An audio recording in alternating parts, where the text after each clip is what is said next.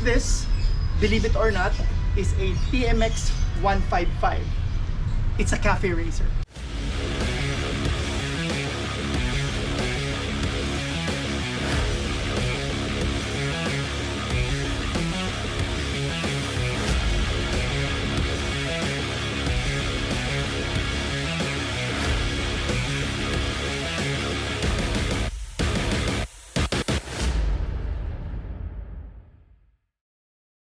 Good afternoon mga pards. This is my Honda TMX 155 Cafe Racer. Matagal na sa akin itong bike na to. It's just napabayaan ko lang. So basically, I got this as a stock TMX 155 na second hand. So I bought this sa isang dealership and then paunti-unti binild ko na siya as Cafe Racer. So bakit Cafe Racer? For me, the Cafe Racer is isang segment ng motorcycle na astig. The concern lang with the Cafe Racer is medyo masakit sa likod. So basically, we built this. Tayo ang bumili ng mga parts at pinamodify natin or pinabuild natin kay Wild Custom. I would like you to meet El Bimbo. El Bimbo dahil supposedly this is a last project bike ni Wild Customs. Si Wild Customs, owned and operated by Mr. Alfredo Wild Aranda, ay hindi lang isang magaling na welder. Isa rin siyang magaling na fabricator, pintor, and also a carpenter. Ito pa, hindi lang motor ang ginagawa niya, pati rin kotse. Makalapit at makapabuild nga ulit. Kotse naman. Sa ngayon, kilala si Wild na isang magaling na builder ng motor, na marami nang napatunayan sa pagbibuilds sa industriya ng motorsiklo. Isa nga ang sikat na motor na ito. Astig, di ba? Masasabi ko na isa siyang batikang artist. Nabanggit ko nga kanina, ang TMX 155 Cafe Racer natin is named El Bimbo. Bakit nga ba El Bimbo? Supposedly kasi, this will be the last project or build ni Wild Customs. Dahil during that time, nung nakakwentuhan ko siya, sa pagkakaalala ko, he was contemplating and considering to work abroad. That's why I named him El Bimbo, making this bike his last dance or last build bago siya umalis. El Bimbo, coming from the Huling El Bimbo song. Pero ganun talaga ang tadhana. May kanya-kanya tayong calling na tinatawag. Tingnan nyo, kung nang ibang bansa siguro si Wild, he would not been a part of the motorcycle industry as one of the top builders. Personally, I am happy that I had an opportunity and honor na nakapagpagawa at nagkaroon ng isang motor na gawa ni Sir Wild ng Wild Customs. Since napabayaan natin to at matagal nang nakatambay, tara hilamusan naman natin, kawawa naman eh. Yan, may mga ipot na oh. Tingnan na lang tayo. Medyo kinakalawang na rin. Ayan, of course, since matagal na nat-stock, putik na. Ayan, putik na.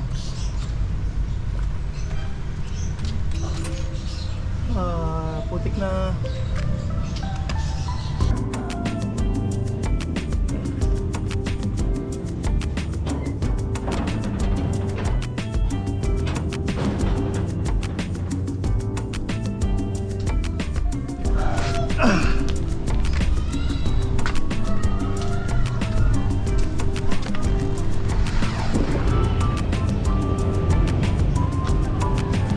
Ayan, meron tayong car wash dito. Let's spray.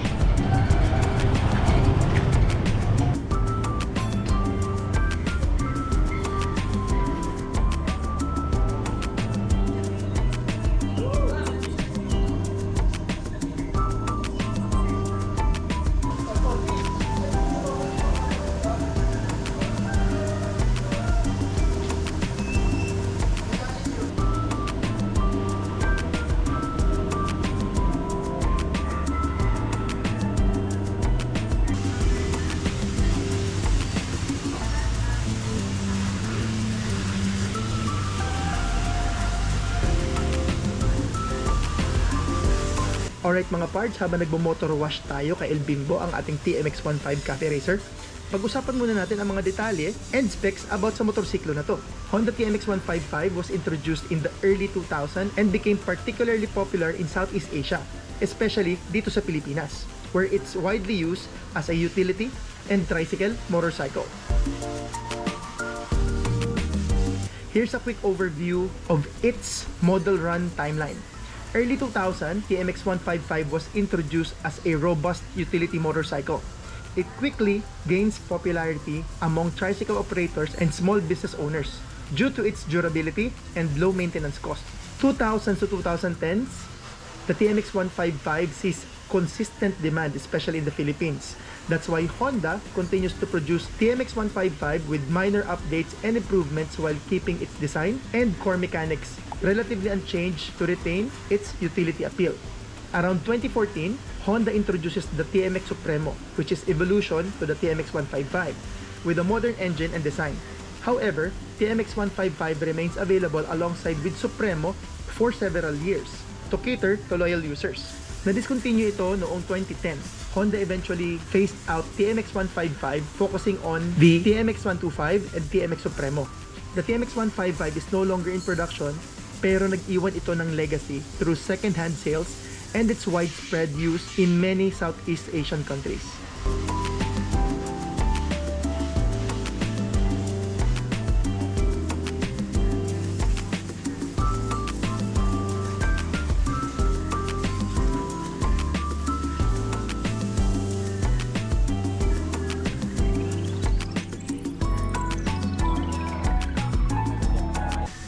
Ang TMX 155 ang isa sa pinakasikat ng motor ng Honda. TMX meaning Tricycle Model Extreme, na kung saan ang pinaka-target talaga ng motorsiklo na to is utility use. Kilala bilang isang durable at fuel-efficient na motorsiklo. Ito ang quick rundown para sa features and specs ng motorsiklo na to. TMX 155 has 155cc air-cooled 4-stroke single-cylinder engine delivering reliable power for daily commuting and light commercial tasks. Transmission naman, 5-speed, constant mesh, manual transmission. Fuel system, carburetor, pero nakaset up ito para maging fuel efficient, although it's more traditional compared to fuel-injected systems, na kung saan yun na nga yung sikat na sikat ngayon. Its rugged build and straightforward design make it favorable for small business owners and tricycle operators in various countries. Pan-tricycle talaga, especially dito sa Pilipinas. Max power niya is 11 horsepower, 11 Newton meters of torque. Fuel capacity is 8 liters. May kasama rin tong reserba. Front and rear suspension, telescopic fork sa harap, at sa likod naman, twin shock absorbers. Sa brakes, drum brakes for both front and rear wheels. Ang TMX 155 nga ay kilala or frequently ginagamit para maging tricycle, na kung saan kinakabitan ito ng sidecar. Makikita mo to sa buong Pilipinas.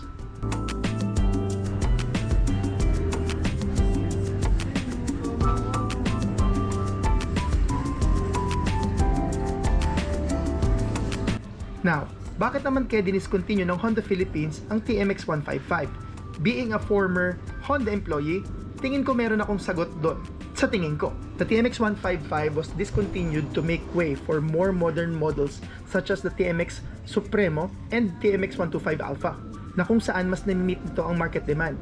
At the same time, regulatory requirements, Euro 5, Euro 4. Here are more specific reasons behind the decision bakit nila ito diniscontinue.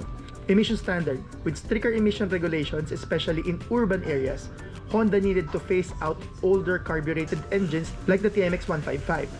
The TMX Supremo and other models with fuel injection technology are more eco-friendly, making it easier for Honda to comply with updated environmental standards.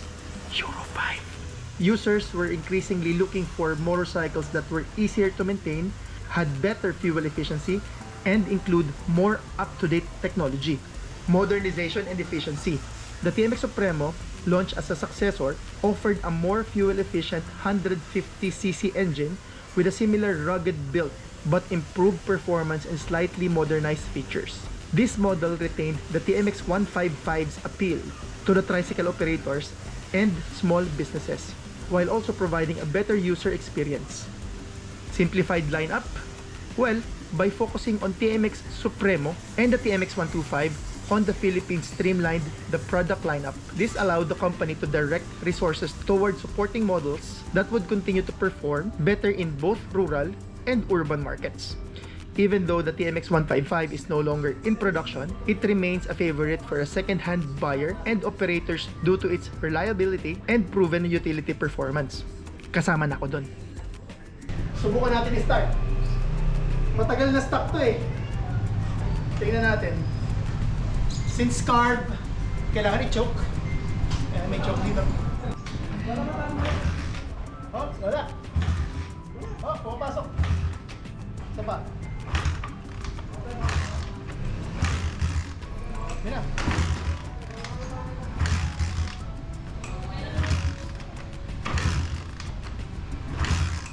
Ayaw!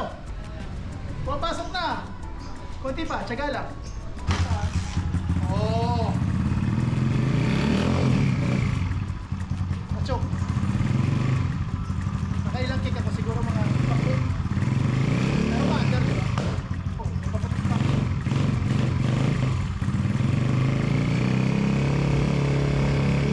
Off natin yung choke. Ayan, nawala. Videographer ko pala. Shout out.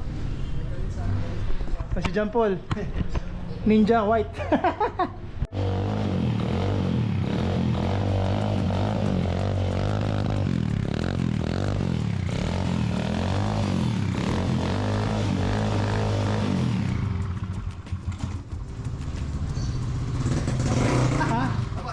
Namatay.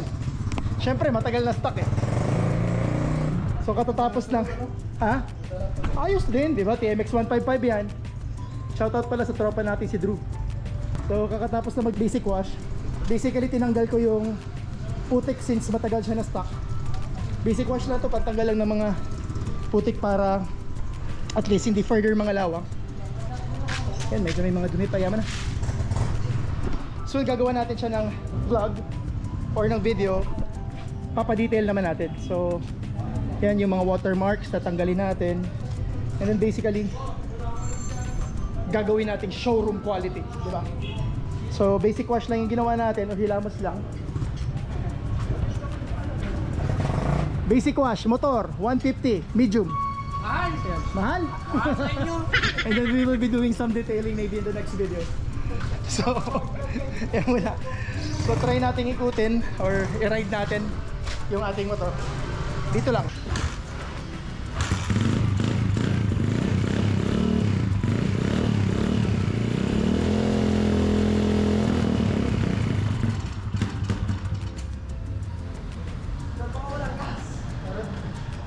Umaandar ka eh.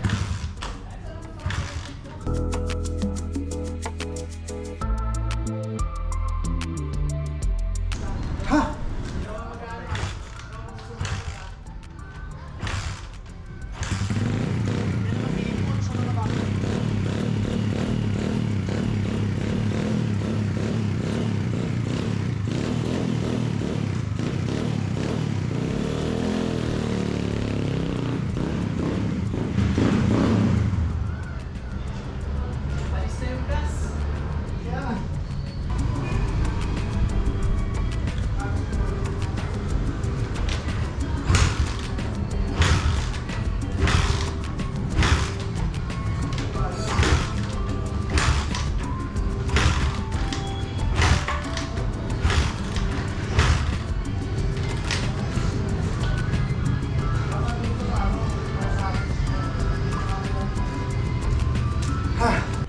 Mga parts, ayaw niya na mag-start.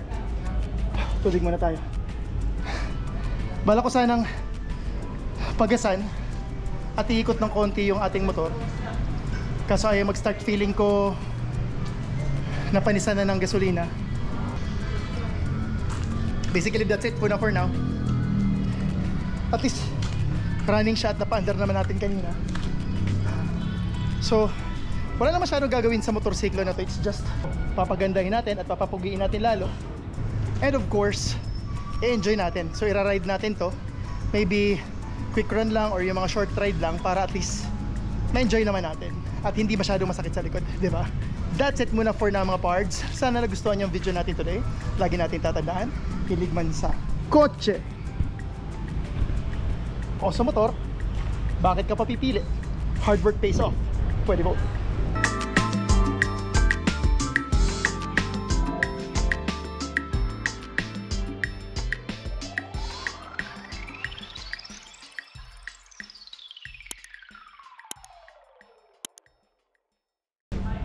Hindi na naandar. Tingin mo, Panis na po yung gas. paano mo nasabing panis na ang gas? Iba na po yung amoy. Amoy panis. Maasim na. Iba na. Para kung masakit na sa ano, sa ilong. Amoy lang. Pwede nang isuka. So ano gagawin mo pag panis ang gas? Hindi rin po. Ha? Hindi rin na. De-drain tas palit. Sige, drain mo na lang lahat. Tsaka na natin i-ride dyan pag maayos na.